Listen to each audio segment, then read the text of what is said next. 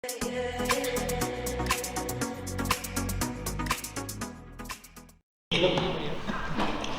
une journée particulière, une journée qui me tenait particulièrement à cœur. Parler des villes et villages fleuris, du label qualité de vie, ce n'est pas rien, surtout aujourd'hui. Donc je pense qu'on va pouvoir avoir une belle séance de travail. Merci à ceux qui ont fait l'effort de venir dès le matin. Je sais que ce n'est pas toujours facile, on a tous des emplois du temps très chargés, mais de temps en temps il faut savoir marquer un temps d'arrêt, regarder ce qui se passe. Et quand on parle de qualité de vie, quand on parle de plaisir à donner à nos administrés, je crois que là on est tous d'accord, on est tous rassemblés. Donc bien évidemment très heureux de vous accueillir à l'hôtel de région pour cette journée de valorisation du label Ville et Village Fleuris qualité de vie. Cette matinée, vous le savez tous, sera consacrée à la valorisation de notre label national de qualité de vie et nous aurons cet après-midi à 14 h la cérémonie de remise des prix du palmarès 2021. Palmarès pour lequel nous allons récompenser encore de nombreuses communes distinguées. Pour certaines, c'est une progression du label, pour d'autres, c'est un maintien. Quoi qu'il en soit, c'est un effort particulier qui est fait par chaque collectivité concernant ce label. Je tiens à remercier sincèrement Martine Lesage, directrice du Conseil national des villes et villages fleuris. Je sais que pour vous c'est une passion, je ne vais pas dire depuis combien de temps, parce que vous ne voulez pas le dire, depuis de nombreuses années. Vous avez fait un déplacement lointain de Paris pour être avec nous. Nous sommes partenaires depuis la première heure. Un long chemin parcouru, mais pour des résultats de qualité. En tout cas, merci du fond du cœur d'avoir fait le déplacement.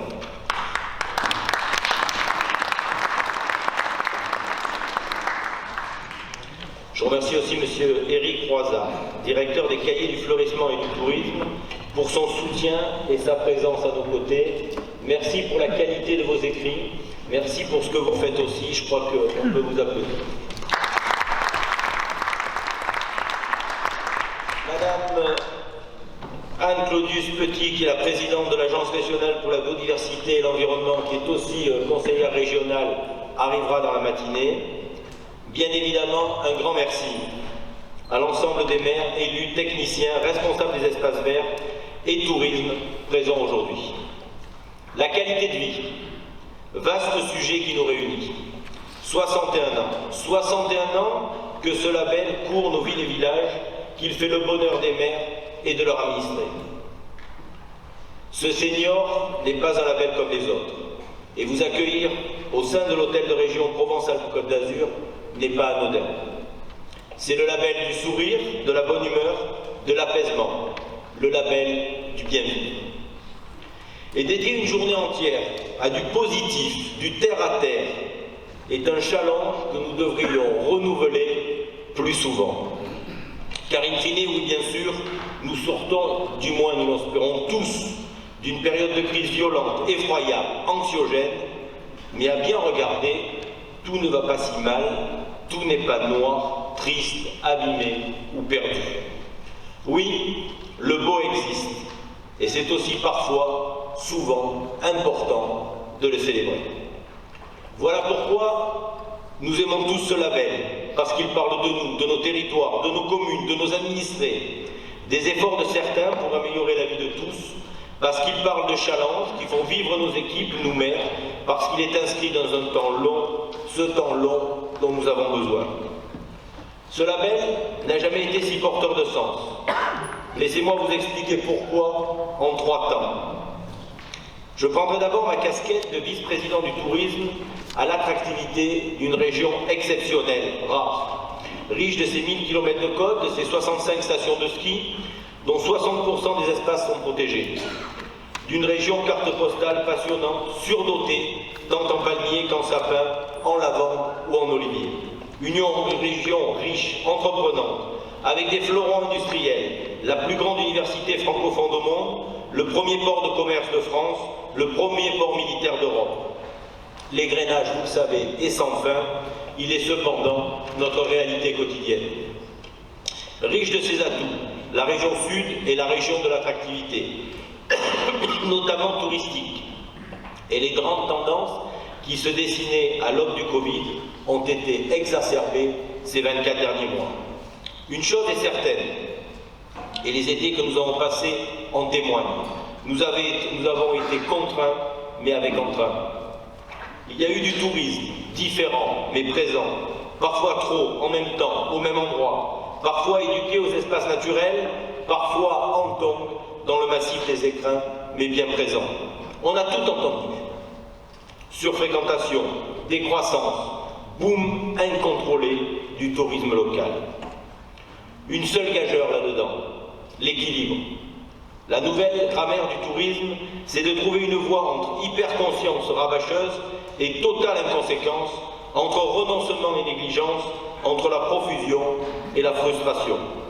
Être responsable et donner du sens. Nous, responsables locaux, professionnels du tourisme ou de l'accueil, nous ne devons pas être les promoteurs de passions tristes, bercés par les taux d'occupation, les rêves partent.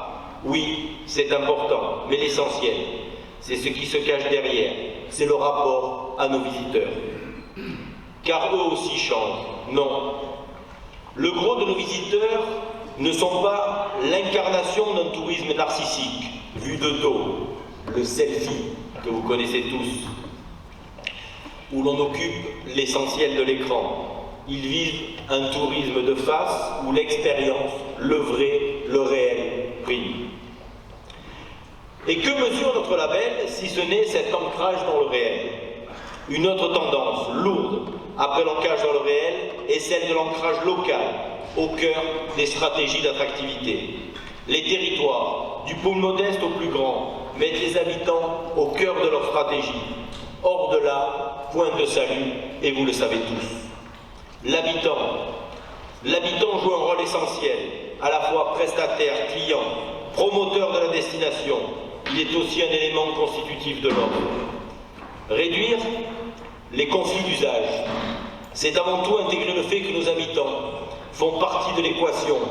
Nos investissements, nos politiques d'attractivité doivent aussi et avant tout les intégrer. Que ce soit en matière de biodiversité, de gestion de l'eau, de propreté urbaine, de gestion des déchets, de recyclage ou de mise en valeur du patrimoine, le but recherché est celui de l'intérêt général, de la qualité de vie des habitants, de l'attractivité des communes. Là encore, le label qualité de vie fait mouche et quantifie ses efforts multiples. Je terminerai par la permanence de la notion de qualité de vie. Vous le savez, le président Muselier a placé son nouveau mandat dans la dynamique du droit au bonheur, du bien-vivre, de la qualité de vie. Comme il aime à le dire, notre région, cette magnifique région, c'est la région du bonheur. Et pour que ce soit la région du bonheur, il faut tout mettre en œuvre. Alors bien sûr, ça se saurait si les exécutifs publics pouvaient à eux seuls dicter au bonheur de leur population. Mais ce qui est certain, c'est que nos pouvoirs, à nous maires, élus intercommunaux, départementaux, régionaux, nos pouvoirs sont nombreux pour construire un environnement propice à l'épanouissement. Et tant pis. Tant pis si les efforts que nous faisons ne contribuent qu'à 10 ou 20% à ce sentiment du bonheur. C'est déjà énorme et merci de faire le nécessaire pour que nous y parvenions. Et c'est in fine ce que propose ce label, avancer vers un modèle et des indicateurs de qualité de vie. Nous y reviendrons longtemps pendant cette journée, des indicateurs de qualité de vie. Je crois que s'il y a quelque chose à mettre en avant, s'il y a quelque chose à faire progresser, c'est ces indicateurs de qualité de vie. Bien sûr, vous allez me dire, la modélisation, ce n'est pas nouveau. Sauf qu'à l'origine, les indicateurs globaux furent construits sur ce qui était aisément quantifiable. En gros, ce que l'on ne sait pas compter, on ne le considère pas.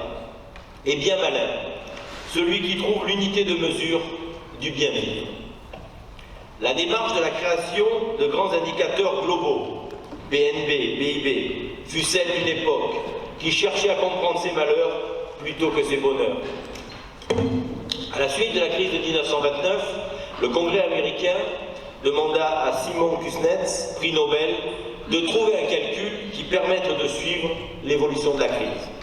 Le PIB était né, et rapidement s'imposa pour devenir la référence incontournable du processus d'amélioration des conditions de vie que l'on présente sur le vocable de croissance économique. Mais très vite, le PIB s'est avéré incomplet, partial, biaisé. Très vite, l'IDH est apparu et les observatoires du bien-être, du bonheur ont fleuri. De Coca-Cola à Ipsos, chacun y allant de sa méthode autour de la nécessité de trouver de nouveaux indicateurs, autres que le PIB, pour mesurer la richesse et le bien-être. Citons à ces propos l'instauration par l'OCDE d'un indicateur de qualité de vie à l'échelle des États, 2011, et des régions, 2014. Ces initiatives constituent une nouvelle étape vers des mesures territorialisées et objectives. Quoi de plus passionnant pour nous que de revenir au territoire et à des mesures objectives. En somme, un territoire doit être en mesure d'offrir à la fois une capacité d'être et une capacité d'agir. Ce sous plusieurs angles que vous connaissez tous. L'environnement naturel, l'environnement bâti, l'environnement sociologique, l'environnement économique local, l'environnement culturel et de loisirs, l'environnement des politiques publiques. Accroître le niveau de satisfaction des habitants et des visiteurs constitue aujourd'hui une vraie stratégie pour ancrer les populations, attirer de nouveaux investissements, de futurs visiteurs ou de futurs résidents. Les 60 critères mesurés par le label à l'honneur aujourd'hui participent pleinement à cet exercice en travaillant tout le bloc, croissance verte, comme d'avance de nos territoires. Alors bien évidemment, je ne dévoilerai pas le résultat de l'étude d'impact qui vont vous être présentés avec juste en tête quelques chiffres. Ce label, c'est le label territorial national le plus connu et le plus identifié. 30% des communes de la région sont labellisées, 80% de la population vit dans une commune labellisée. Je souhaite m'appuyer sur le travail réalisé par le CRT et les services de la région, sur les maires de notre région et plus particulièrement sur les 256 maires des communes labellisées qualité de vie, pour créer une dynamique régionale mixant à la fois l'embellissement de nos territoires, la protection de notre environnement, de notre patrimoine naturel et historique et un développement économique maîtrisé sur nos territoires. Attention à tout ce qu'on entend. Attention à tout ce qui se dit. Ne jamais opposer développement économique et écologie. On peut concilier les deux. Et c'est ce que doit faire ce label. Ce label, vous l'avez compris, est un label que tous les élus recherchent. Alors, on est tous des élus, on est tous pleins de breloques sur nos bureaux, de labels qu'on est allé chercher, qu'on a obtenus, mais celui-là fait vraiment la différence. C'est un label qui est répertorié, c'est un label qui est identifié, c'est un label qui marque les esprits et c'est un label qui est solidement ancré dans la population. Ce label ne doit pas être rattaché uniquement au florissement. Ce label, c'est aussi le développement économique, c'est aussi le développement social, c'est aussi la lutte contre le changement climatique. Alors, nous avons un travail immense. Faire évoluer ce label. C'est ce que nous allons essayer de faire ce matin, de trouver les pistes qui nous permettront d'aller encore plus loin, plus vite, mais de façon raisonnée. Certes, aujourd'hui on fait tout avec un smartphone, mais ne jamais oublier l'authenticité de nos territoires. Je vous remercie.